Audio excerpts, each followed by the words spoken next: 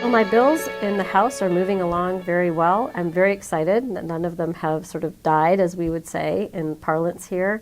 And in the Senate, there's one of the policies that I was advocating in the House is actually moving much quicker and better through the Senate. I'm very excited to keep monitoring these. I always say that bills are like salmon swimming upstream. There's a lot of moments and points along the journey that they can die or not make it. But so far, my salmon are doing very well.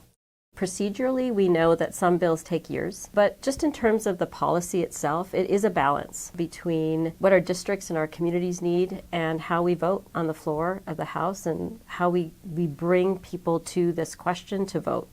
And we need a lot of bipartisanship often to do it. We need stakeholders to be engaged. We need questions to be answered. And then the policy sort of develops to something that is usable and workable in our society. We are addressing some pretty major issues that are not being addressed at the national level, so I think we're really proud of that here in Washington State. And part of that is because we can work with the other side, with the Republicans. I'm a Democrat, but at the same time, we all have constituents and interests that we carry with us every day.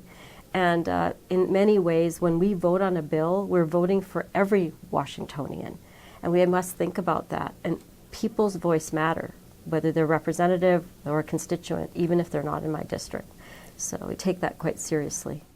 When someone disagrees with my bill or has a problem with it, I think it's very important to sit down and have a conversation and see, well, where is the common ground, and then where can we find an amendment or a change that might work to keep the policy pure and straight, but at the same time help to address some unintended consequence or some issue that might be a concern.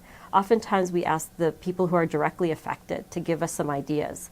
Sometimes you can't actually come to an agreement, and there are times when we really have to proceed with the bill, even if it's not perfect, to get it through to our constituents because it can make a really big difference in their lives.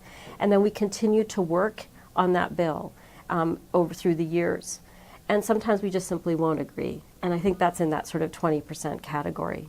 But in many cases, I've been really surprised. I thought coming from city council to state government, it would be much more gridlock and less bipartisan than it actually is. And I found that some bills, I have great co-sponsors who are Republicans who absolutely understand the issue better than even some members of my own caucus might, and can really be instrumental in helping constituents and building policy that affects people in a really good way.